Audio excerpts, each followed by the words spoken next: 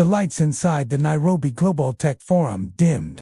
Elon Musk stepped on toe, the brightly lit stage to thunderous applause. His voice was steady, visionary. AI will revolutionize Africa. SpaceX will connect villages, Toze Tellets, and will bring automation to every corner. People nodded, some clapped. He smiled, confident. Camera streamed it live. Twitter exploded. Butte on the front row. Captain Ibrahim Traoré didn't move.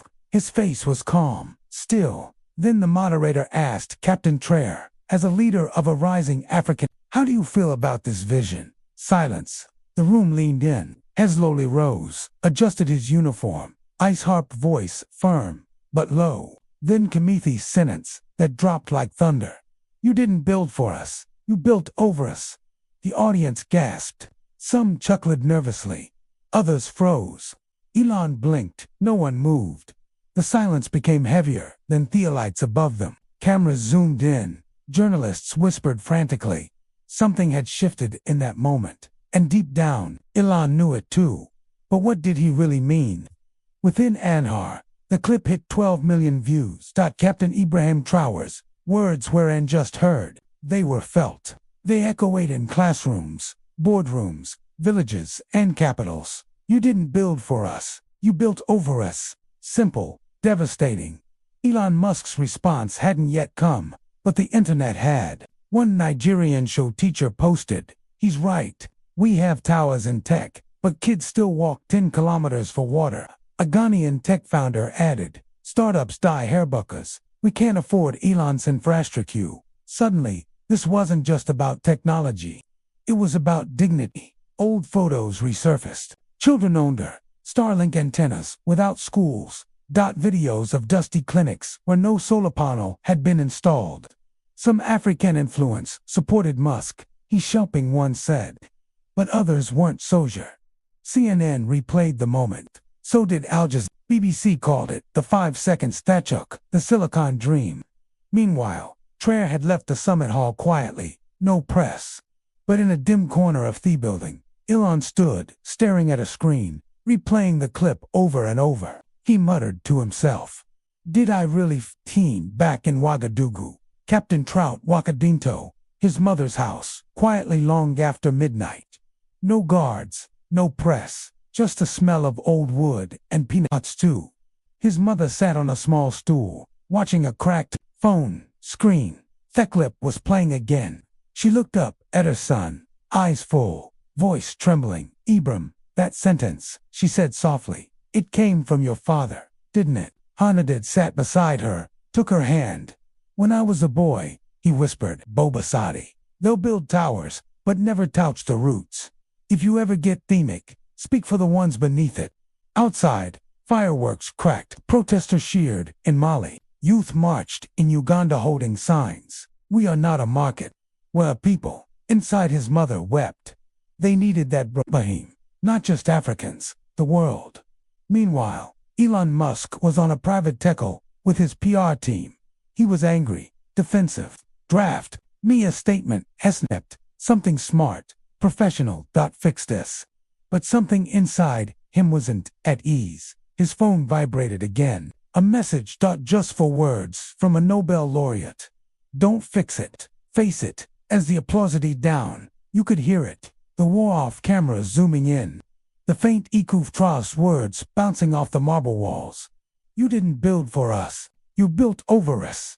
Elon Musk stood still, blinking, lips parted. A moment passed, then another. The moderator cleared her throat, clearly shaken.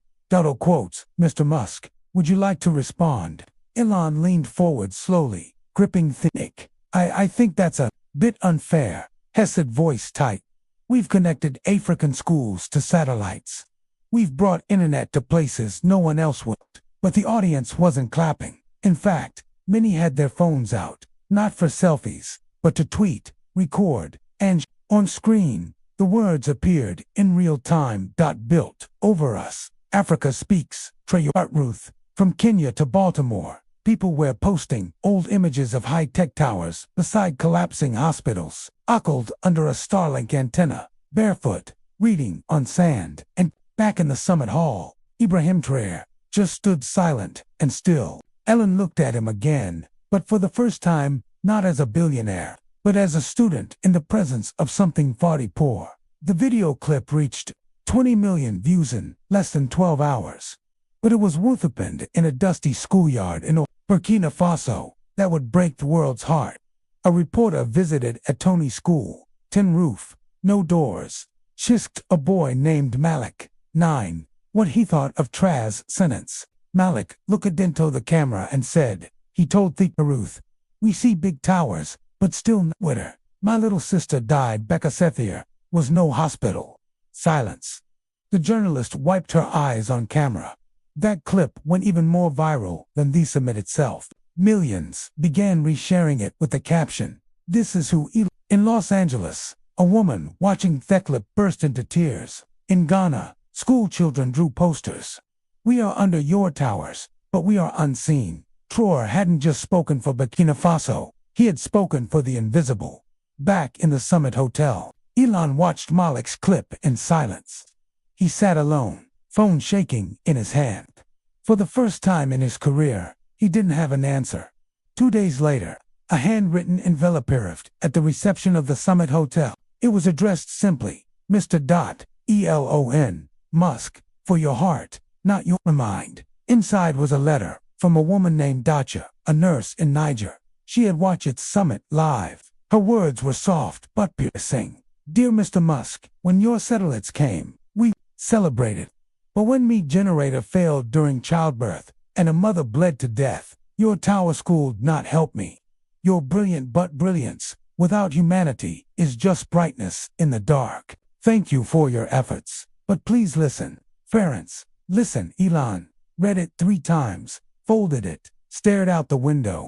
On the street below, people were protesting peacefully, holding signs, singing songs, but none of them were angry. They were hurt. Back on stage, Traoré had Gonessence. Since that sentence, he hadn't weeded no interviews, no camera shows. It made people feel like he wasn't trying to go viral. He was just telling truth. And that made his voice louder than all the money in the room. 3 days after the summit, a clip surfaced that broke people. It wasn't flashy. No lights, no microphones. Just a doctor from Dar es Salaam, her voice shaking, her eyes heavy. She stood in a small crowded hospital with rusted beds. She pointed to the ceiling fan, barely turning. When Elon Starlink came, we hoped, but our power dies 5 times a day. What's the point of fast internet if my patient can't get oxygen? She looked down at a girl, barely breathing. Then she whispered, we don't need dreams, we need dignity. The video went viral, over 30 million views in 24 hours. Even celebrities shared. It won't wheat red. Africa isn't asking for pity. They're asking to be seen. And still, Traoré remains silent. No press tour, no podcast, no stage. That's silence. Many people trust him more because it wasn't about attention. It was about truth. And the truth was spreading like fire. He came at night. No cameras, no tweets. Just Elon Musk in a black shirt landing quietly in Burkina Faso. He didn't tell his team, didn't alert the media. He just showed up. Captain Traoré was already waiting, standing under a simple tree near a rural health post. They didn't shake hands at first. Elon looked around. No satellite dishes, no screens, just children playing with sticks. Is this where your internet's supposed to reach? He asked. Traoré didn't blink. This is where your internet never tried to reach. They walked in silence to the clinic. 1 generator, 1 nurse, no Dyson. A baby coughed softly and tethered, and Elon's face changed. Gone waste confident billionaire. He looked like a boy, lost in the wreckage of a dream he thought was noble. I thought we were helping, Elon said. Traoré finally spoke. You tried to help on top of us. You never asked what one needed. For the first time in years, Elon Musk had no comeback. Later that night, Elon sat alone under the Burkina Bay sky, stared at the stars. The same ones his satellites danced across, but now they looked different. He opened his phone. A single bar of signal. No Wi-Fi, number 5G, just silence. He scrolled through his feed. Millions still arguing, debating, screaming. He opened a draft tweet. I visited Burkina Faso today. Eye-opening, emotional. Thank you, Captain Trop. Then, he deleted it. Why? Because notifying should be a post. Summons should just hurt quietly. In the darkness, he remembered Ike's letter. Brilliance without humanity is just brightness in the dark. He finalized us back inside. Trop was praying softly, not for victory, but for awakening. That night, the world didn't get a flashy announcement. No interviews, no dramatic post. But a seed was planted, not in neckloud, but in the soil. And that seed was truth. Her name was Jamila. She lived in the village of Kamsil, 40 km outside of Ouagadougou. The night her daughter collapsed from fever, she ran through the dark with that child on her back. She had one hope, to call the clinic in town. But there was no signal. None. Just a Starlink tower glowing above her village. Powerful, bright, and useless. By the time she reached the clinic, her baby had stopped breathing. She buried her at sunrise, wrapped in a white cloth. No coffin. Days later, Jamila saw the viral clip on a neighbor's cracked phone. Trace voice. You didn't build for us. You built over us. She froze, her hands trembled. It was as if he had spoken for her pain, a pain no one had ever corrected here. She cried, not because she was weak, but because Finalisamine had seen her. Her story, captured by a local journalist, went viral across the continent. And for the first time, people cried not because OFA speech, but because of a mother holding a child who never had a kid. Once, Elon Musk had been silent 40s, no tweets, no statements, no. His silence was starting to feel like guilt, until suddenly he posted one sentence. Baby, I built towers and forgot the people under them. The internet cracked open. Some called it a PR move, others called it repentance. But the repentance were overwhelming. Trop didn't reply, but someone else did. A Kenyan teacher named Amos wrote, You forgot us, but it's not too late. Look down and lift us up. That tweet got over 10 million likes. Journalists called it the moment Theward took a breath. Elon later reposted it with just 3 words. I'm still listening. Behind the scenes, a quiet meeting happened. Traoré, Musk, 2 advisors, no cameras. They didn't argue. Traoré simply placed 3 photos on the table. A dying clinic with no power. A child with a book but no school. Jamila in her baby's grave. Build here, he said. And start by asking. Not assuming, and for once, Elon nodded. Weeks passed. The media noise faded. But in Africa, something was rising. A new campaign began, not by governments, but by young people. It was called From the Ground Up. Students from Lagos to Kigali took pictures of their broken desks. Mothers filmed themselves cooking with firewood and their Starlink dishes. The world began to see what Trump meant. They built forth air, but we live in the soil. In Burkina Faso, under a mango tree, Traoré spoke to children. He asked them what they wanted to be. One girl, 12 years old, said softly, I want to fix the machines that forgot us. That line was quoted in Time magazine. Elon read it, eyes full. He had just visited another health center, built from scratch, with solar panels, cold storage, and free internet. This time, requested by the villagers themselves. It wasn't flashy, but it was real. That night, standing alone on Burkina Bay soil, looked up at his satellites for the first time. They didn't make him proud. They made him responsible. And maybe that's where real progress begins. Not in the sky, but in the dirt, where footprints remained. The rain poured hard in the village of Tiapangu, near the Niger border. Little Sif, only 11 years old, was trying to do something simple. Charge his mother's old phone. It had his only photo with it. Late father. There was a Starlink crowder nearby, blinking with life. But school beside it had no power, no roof, just mud walls and desks made of broken wood. Sif slipped in the mud ring to plug the charger into a donated panel. He hit the ground hard. The phone cracked. He cried, not from pain, but from loss. He walked home soaked, holding the dead phone like a wounded bird. When a volunteer teacher asked him why he was crying, he said, they gave us the sky, but they forgot the floor. Thedekar shared his story online. Just own photo. Sif barefoot, wet eyes, red dot. It reached Elon Musk's desk in California. He stared at it, zoomed in, then zoomed in, again, not at the boy, not at the mud, but at the shattered phone, the symbol of what went wrong. That night, Elon didn't sleep, and Theward quietly waited for what he would own next. From the highlands of Rwanda, an unexpected message arrived. A woman named Esperant, 66 years old, recorded a short video with the help of her grandson. She was sitting outside her clay house, the wind brushing her gray hair. In her quiet voice, she said, "Dear Mr. Musk, your machines fly over our heads, but we still walk for water, sleep in darkness, and lose babies to hate." She paused, then added, "I'm not angry. I just want you to visit.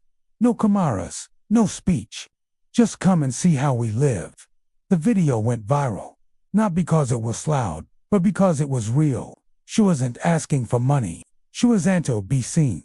A few days later, Elon replied, not with a tweet, but a flight. He landed in Rwanda unannounced, quiet, private, and when he met Esperance, he didn't speak at first. He just sat beside her, looking out over the hills. She served him water in a small cup. He drank, and for the first time, the man who sent rockets to Mars realized he'd never really touched Earth. It had been 3 weeks since he'd had sentence. "You didn't build for us. You built over us." Captain Ibrahim Traoré had remained silent.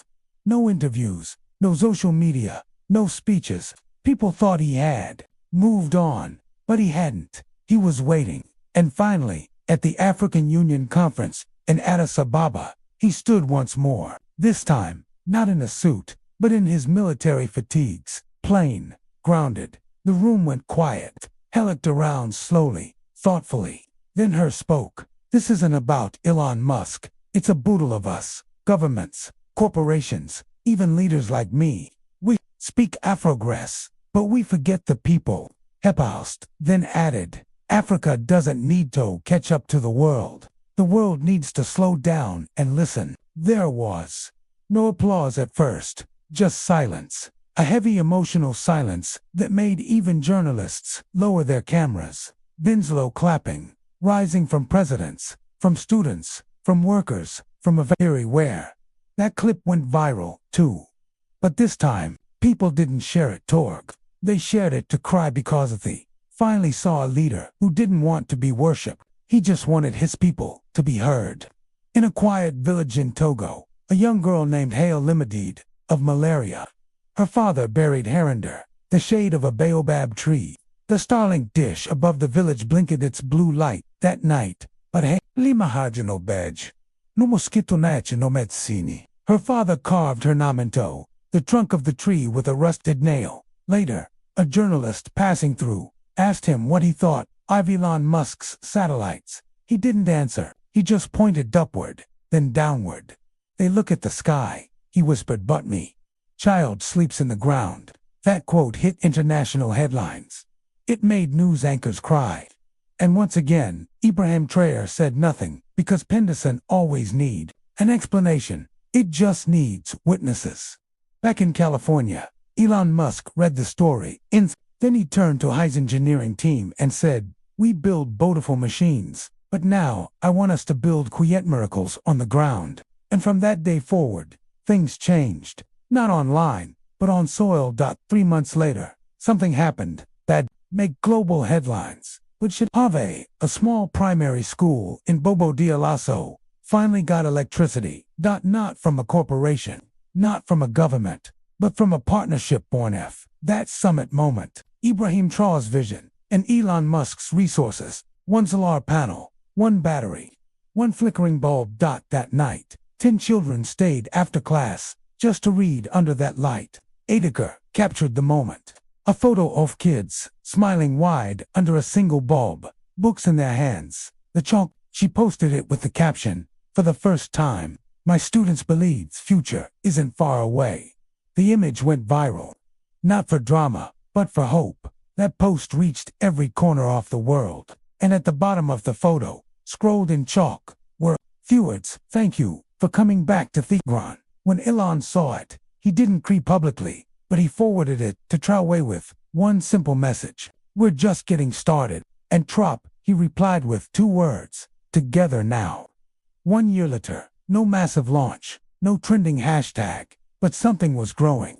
Over 100 new clinics had been built across West Africa with the people, not just for them. Schools powered by real fair energy, roads paved, not promised, wells dug deeper than and in the heart of Ouagadougou, a bronze statue stood tall, not of Trey, not of Musk, but of a barefoot girl, holding a book and looking at the stars. Under it, the words carved in stone. Build with us, not over us. Thought the world had changed. Not by one speech, but by one sentence, one truth, one seed planted in pain, and in every village, every voice, every child finally seen. That seed began to bloom. If this story touched your heart, if it made you pose, made you cry, don't just scroll past, click like, not for me, but for every unseen voice. Comment below. What does build with Uzmian to you? Subscribe if you believe in stories. Fathiel, unite and awaken.